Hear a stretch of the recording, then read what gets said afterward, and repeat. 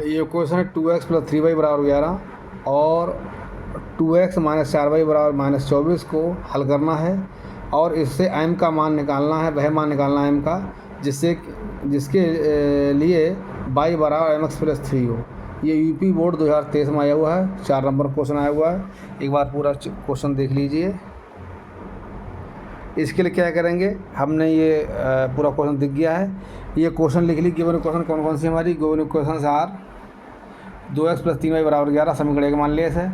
दूसरी 2x minus 4y बराबर minus 24, ये दूसरी क्वेश्चन है। हम ये देख रहे हैं यहाँ x का गुणांक 2 है, यहाँ x गुणांक 2 है, दोनों गुणांक 2 है, घटाने पर कट जाएगा क्योंकि एक जैसा चिन्ह है, तो वही लिख दिया। समीकरण फिर हम इक्वेशन 1 माइनस 2 कर दिया, यानी समीकरण 1 समीकरण 2 घटा दी, तो 2x प्लस 3y बराबर 11 लिख दिया और 2x माइनस 4y बराबर माइनस 24 लिख दिया। घटाएंगे तो 2x 2 कट जाएगा। ये माइनस घटाने पर जो माइनस का है 4y ये प्लस का हो जाएगा, ये माइनस 24 प्लस का हो जाएगा। अब ये 11 में 24 जुड़ जाएगा 35 हो गया और 3y में 4y जुड़ जाएगा 7y हो जाएगा। तो इस तरीके से हम देख रहे हैं कि ये 3y ये 4y 7y हो गया और ये कट गया, 11 और 24 35 हो गया। अब 7y बराबर 35 इम्प्लाइज दैट जब हम y की वैल्यू निकालना चाहेंगे तो 7 जो है गुणा में है y के बराबर में जाएगा तो बटे में पहुँचेगा, तो 7 एकम 7 आएगा और 7 पंजे 35 हो जाएगा। ये तुम्हारा 5 आ गया, तो y बराबर 5 आ गया। अब y की वैल्यू तुम्हारी कितनी निकल गई, 5 आ गई। अब y की वैल्यू 5 उठाएगा, हम समीकरण 1 में रख लेंगे, इस और रख लेंगे, यानी 2x प्लस 3 गुणा y जगह 5 रख देंगे, तो 2x प्लस 3 गुणा 5 बराबर 11 हल कर लेंगे। ये रख दिया, y का मान समीकरण 1 में रख दिया, तो 2x प्लस 3 गुणा 5 बराबर 11 देख लीजिए। 2x प्लस 3 y का मान रख दिया यहाँ पर 5, 2x प्लस 3 और y का मान यहाँ 5 रख दिया बराबर 11। अब ये तुम्हारा 2x 5 15 आ गया 11, इस 15 को उठा के ले जाएंगे इधर, तो इसका साइन बदल जाएगा, प्लस 15 माइनस 15 जाएगा, 11 में 15 जाएगा माइनस 4 बचेगा, 2x बराबर 4, x बराबर माइनस 4 बटे 2, x का मान माइनस 2 आ गया। तो हम देख रहे हैं x का मान क्या निकल गया, माइनस 2, यानी कि इम्प्लाइज दैट x की वैल्यू माइनस 2 निकल के आ गई यहाँ पे। अब देखो x और y का मान उठाया कहाँ रख दिया, इस वाले समीकरण y बराबर mx प्लस 3 में, यहाँ y का मान लगा देंगे, यहाँ x का मान लगा देंगे, सॉल्व कर लेंगे, m का मान निकल आएगा। वही हमने किया, देखिए x और y का मान y बराबर mx प्लस 3 में रखने पर y जगह 5 लगा दिया, x की जगह माइनस 2 लगा दिया, इंटू m प्लस 3। अब सॉल्व कर लिया तो ये 3 इधर चला जाएगा, तो 5 में 3 हट जाएगा, तो माइनस 2m बराबर 2, ये निकला है माइनस 2m बराबर 2, m बराबर माइनस 1, यानी 2 से इस 2 को भाग जाएगी, माइनस 1 आ जाएगा। तो इस तरीके से देख रहे हैं m का मान निकल आया।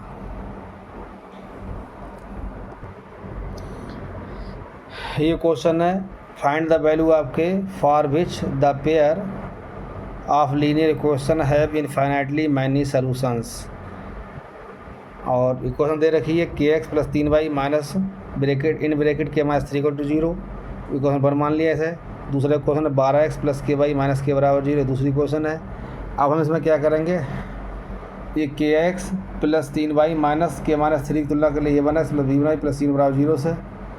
इसकी 12x plus ky minus k की तुलना कर दी a2x plus b2y plus c2 बराबर 0 से। हम देखते हैं a1, यहाँ x का गुणांक a1 है, यहाँ x गुणांक k है, तो a1 बराबर तुम्हारा k आ गया। यहाँ y का गुणांक b है, यहाँ y का गुणांक तुम्हारा 3 है, तो b1 बराबर एक ही और है, यहाँ b1 छूट गया, b1 लिख दीजिए। तो b1 बराबर आ गया तुम्हारा कितना आ गया, b1 बराबर 3 आ जाएगा ये वाला, और c1 आ जाएगा माइनस k बटे 3 ही आ गया। यहाँ c1 है, यहाँ माइनस का k माइनस 3 है। ऐसी x गुणांक यहाँ a2 है, यहाँ x गुणांक 12 है, तो a2 बराबर 12 लिख दिया। यहाँ y का गुणांक b2 है, y का गुणांक k है, तो b2 बराबर ये k आ गया, ये आ गया देखो। और अच्छा कांस्टेंट टर्म c2 है, कांस्टेंट माइनस के, तो ये लिख दिया। तो हम देख रहे हैं कि ये हमारी तुलना करने पर क्या क्या मान मिल गए, a1 a2 b1 b2 c1 c2 value निकले आई। अब क्वेश्चन दे रखा है कि हमें k का मान तब निकालना है जब ये दोनों इक्वेशंस यानी कि इक्वेशन 1 और 2 इनफाइनाइटली मैनी सॉल्यूशन रखती हैं, यानी कि इनके अनेक हल हैं, अपरिमित रूप से इन समीकरणों के अनेक हल हैं। ये हाई स्कूल में कोई 2 नंबर क्वेश्चन आता है और कंडीशन दे रखी है कि तुम्हें k का मान निकालना है जब दी गई समीकरण ये वाली समीकरण अपरिमित रूप से अनेक हल रखती हैं, तब k का मान निकालना है। हमने क्या किया, फॉर इनफाइनाइटली मैनी सॉल्यूशंस, हम जानते हैं कंडीशन होती है कि अगर इनफाइनाइटली मैनी सॉल्यूशन के लिए हिंदी में कहते हैं अपरिमित रूप से अनेक हल के लिए, अपरिमित रूप से अनेक हल के लिए A1/A2 बराबर होता है B1/B2 बराबर C1/C2 होता है। A1 A2 B1 B2 C1 C2 value है लगा दी, ये हल कर लिया। ये वैल्यू आई तो यहाँ माइनस से ये माइनस कट जाएगा, तो K-3 बटे K बचा यहाँ पे, ये 3 बटे K बचा, K बटे 12 बचा। इसे फर्स्ट मान लेंगे, इसे सेकंड मान लेंगे, थर्ड मान लेंगे। एक बार क्या करेंगे हम, इसको इसके बराबर रख देंगे, K बटे 12 बराबर 3 बटे K रख देंगे, इससे K का मान निकालेंगे। एक बार 3 बटे K बराबर K-3 बटे K रख देंगे, उससे K का मान निकालेंगे। फिर हम ये देखेंगे कि इन दोनों क्वेश्चन में K का कॉमन मान कौन सा मिल रहा है। आइए इधर देखते हैं, ये है, हमने वो लिख दिया K बटे 12 बराबर 3 बटा K, इससे 33 गुणा होगी, K² और 36 आ गया। इस 12 की 3 से मल्टीप्लाई कर लें, K और 36। जब स्क्वायर रूट निकालेंगे K की वैल्यू आ गई प्लस माइनस 6, यानी K का हमारे एक -6 है, दूसरा 6 आएगा। इसको हम डाल दिया क्वेश्चन 3। अब अगेन टेकिंग 3 बटे K बराबर K-3 बटे K, ये ले लिया दोबारा से। एक बार लिया K बटे 12 बराबर 3 बटे K, तब K का मान आया 6 और -6। एक बार 3 बटे K बराबर K-3 बटे K लेंगे, तब देखो क्या मान निकल आता है। ये लिया हमने, देखो 3 बटे K बराबर अगेन टेकन K-3 बटे K, 3 गुणा कर ली, K की 3 से गुणा 3 की हो जाएगी, K की K-3 और K² -3 की हो जाएगी। इस 3 को क्या करेंगे, इसको इधर ले जाएंगे, तो ये हो जाएगा तुम्हारा माइनस का 3 के, तो K² -3 के बराबर 0। अब तुम्हारा ये तो K² -6 के बराबर 0, इसमें K कॉमन ले लिया, तो K-6 बराबर 0। या तो K की वैल्यू 0 होगी या फिर K-6 की वैल्यू 0 होगी, वरना इन दोनों की गुणा 0 नहीं हो सकती। हम जानते हैं कि दो पदों की गुणा 0 तब होती है जब उनमें कम से कम एक पद 0 के बराबर हो। तो या तो K बराबर 0 या K-6 बराबर 0 है, तो वही किया, K बराबर 0 लगा दिया एंड K-6 बराबर 0, इससे K बराबर 0 एंड K बराबर 6 निकल गया। अब हम देख रहे हैं K का मान इसमें क्या मिला, 0 और 6 मिला। इस क्वेश्चन 4 डाल दी। क्वेश्चन देख रहे हैं K का मान -6 और 6 है, यहाँ 0 6 है, इसका मतलब कॉमन मान कौन सा है, ये वाला, ये 6 यहाँ से कॉमन है और ये 6 यहाँ से कॉमन है। तो वो लिख दिया फ्रॉम इक्वेशन 3 एंड, ये लिखा है फ्रॉम इक्वेशन 3 एंड 4 6 कहाँ है, 4 हो गया यार।